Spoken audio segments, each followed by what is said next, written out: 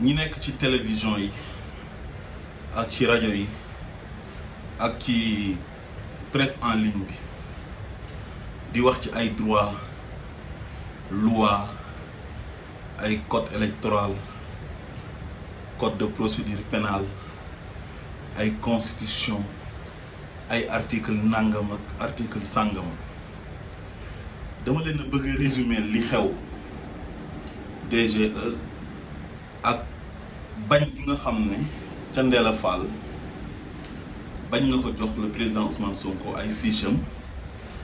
gannaaw décision wu tribunal grande instance bu Ziguinchor dirigé par juge Sabassi Faye rendre décision yam ne nañu delloo président Ousmane Sonko ci fichier électoral bi réintégré ko ndax amuñ benn droit génnee ko ci te buñ ko ciy génnee jaarale wuñ ko ci yoon dañoo jalgati ay àqam ak ay yelleefam ma waxoon leen na leen Macky Sall il s'en fout de la décision de justice am ku ma waxoon na ma maa lañ ko doon nettali sama vidéo wala pas sama benn xarit na ma bi muy def déclaration di wane ne moom du def troisième candidature dafa wax ne je vais exécuter les décisions de la justice ma waxoon ko ne ko Macky Sall buy wax loolu Ousmane Sonko moo tax te juste après sa déclaration dafa songu Ousmane Sonko attaqué ko fexe ba teg ko loxo tas partem jàpp ay nitam tëj ci kaso te ci moment boobu ay nitam ñii def nañ détournement de deniers publics mu leer ay corps de contrôle épinglé leen ay ministres am ay directeurs généraux yam goroom rakkam ay nitam nekk nañ fi di proférer ay menaces de mort à l'encontre de Ousmane Sonko ay nitam def nañ fi appel au meurtre lépp luy yoon di tere ay nitam ñu ngi koy def te amul benn procureur bu leen ñemee oo ay nitam trafiqué nañ fi sax faux billets te ñu ngi vaquer à leurs occupations kon Macky Sall buy wax ne je vais exécuter la décision de la justice loolu taxul muy wax Ousmane Sonko moo taxoon muy wax te gis nga après attaqué na Ousmane Sonko ba li mu yàgg a rêvé bëggoon ko mooy teg loxo Ousmane Sonko teg na ko loxo moom ay procureur am ak ay juge d'instruction am décision de justice bu nekkee ci faveur Ousmane Sonko duñ ko exécuter dañuy def maa tey def yëfu bandi def yëfu voyou su fekkee nag nekkul ci faveur Ousmane Sonko maanaam ci défaveur Ousmane Sonko la nekk su boobaa ñu appliqué ko jaay doole indi seen ay policiers seen ay gendarme ñu agressé nit ñi xam ngeen ne Macky Sall ci xeexam beeg Ousmane Sonko nii boobu ba léegi joxe convocation amatul léegi depuis 2021 maanaam da ngay bind yow benn post ci sa Facebook wala sa Instagram wala ci YouTube wala ci Twitter moo xam réseaux sociaux yëpp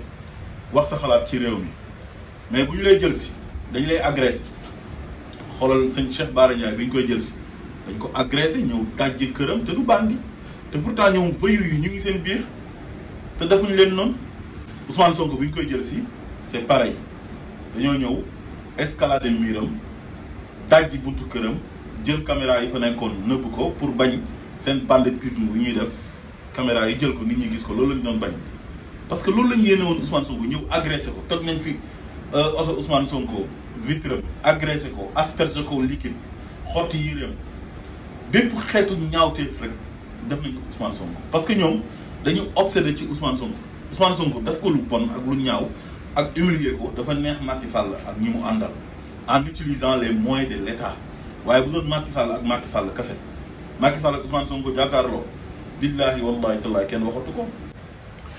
pour me résumer leen tënkal leen li xew mooy nit ku ñuy tuddee Macky Sall le psychopathe boo xam ne dañoo juum daf ko président de la République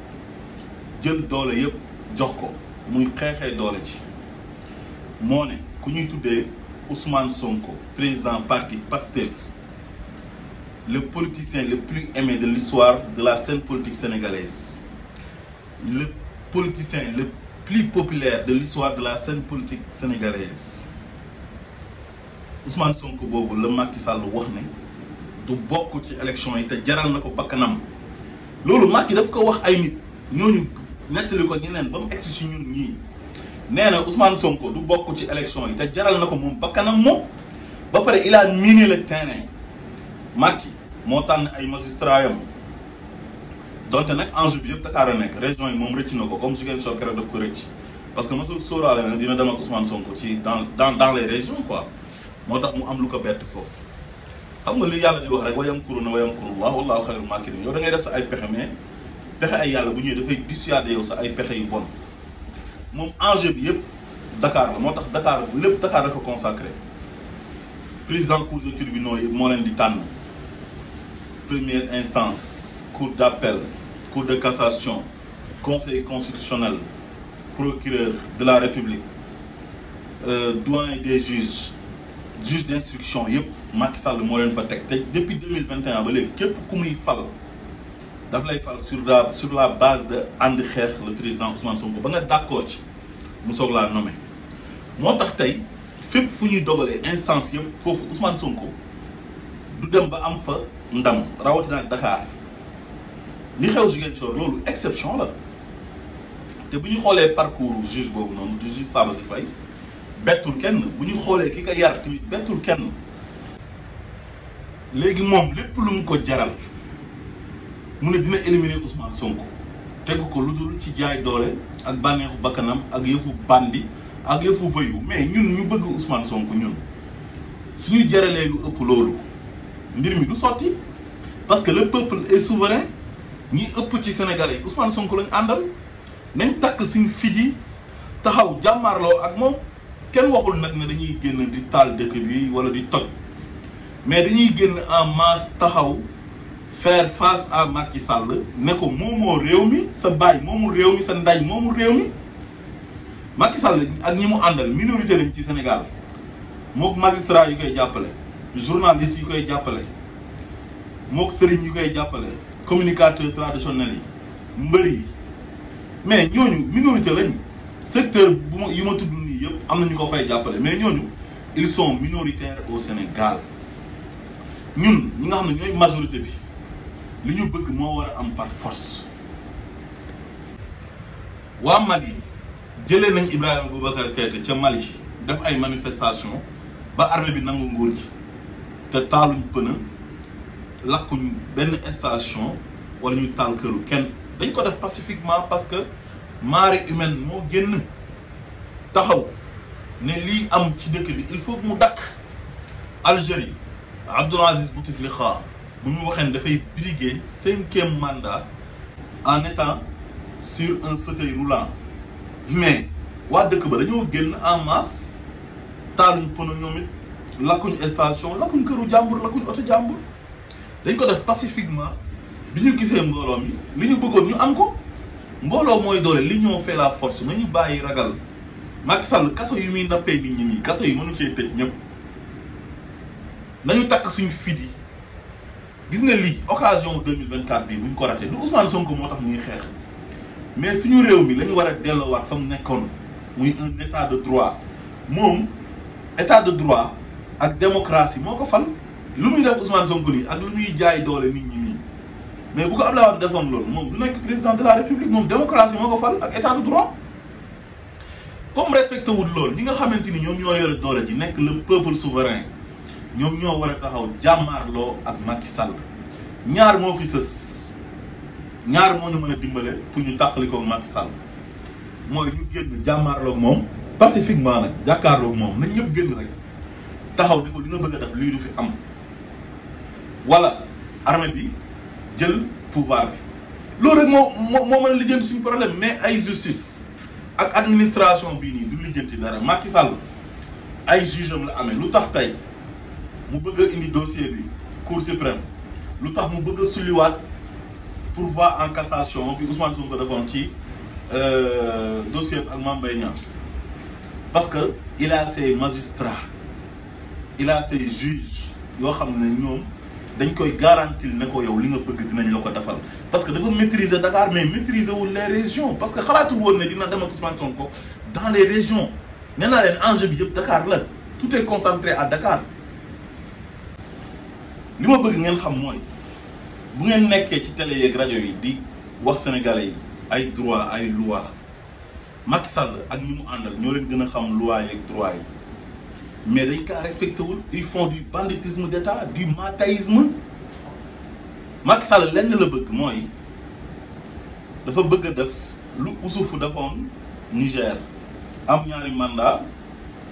jël sa nit teg fa muy Bazoum. Macky Sall il se oussouffouse maanaam dafay oussouffouzé wu en bazoumisant Amadou Ba loolu rek moo xew dafa bëgg a forcer éliminer ñëpp ponkal yëpp rawatina ak le président Ousmane Sonko jaay ko doole ne ko danga dul sax am fiche de parrainage ba naan da ngay dem conseil constitutionnel parce que ba tey wóoluwul conseil constitutionnel malgré moo leen fa teg malgré fi mu jaar ak Badio Camara yëpp ba indi ko daf ko président conseil constitutionnel loolu yëpp taxul mu wóolu gars yi ba tey parce que foofu bu fa Ousmane Sonko xasee ba àgg ñooñu bu ñu ko valider rek Ousmane Sonko rek na te boobaa Macky Sall day yàqu moo tax mu ne xaaral ma teel ko koj DGE bañ ko jox fiche de parrainage ba pare beneen bi tamit mooy bu ko joxee fiche de parrainage di ngeen gis li ngeen mas a gis mooy di ngeen gis ay nit yu dem yore seen carte d'identité rang mel ni kuy bindu ci liste électorale bi ñëw juste pour parrainer le président Ousmane Sonko maanaam su boobaa waa Pastef jarul ñuy dem di wëri ji ñoom pour laaj ay parrainage dañuy toog teg ay table def ay commission dans toutes les régions du Sénégal sur toutes les étendues du territoire national nga gis nit ñi di faat di ñëw ne dañoo bëgg a parrainer le président Ousmane Sonko di ko xëccoo léegi nag ñoom xam nañ loolu xam nañ seen bopp moo tax loolu duñ ko nangu boo gisee Macky Sall lu tax Ousmane Sonko bu génnaan di rassembler ay nit di drainer ay foule mu koy yónnee gendarmerie ak ay police pour ñu tas rassemblement yi ñu doon def mais loolu presse internationale dañ koy relayer su ko defee communauté internationale dañuy gis li xew Sénégal xam ne kii il est plus populaire que Macky Sall il est aimé dañ ko plébiscité l'écrasante majorité des Sénégalais ñoom ñoo ko bëgg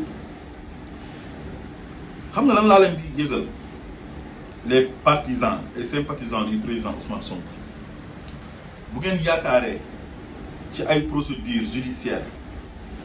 wala administration bi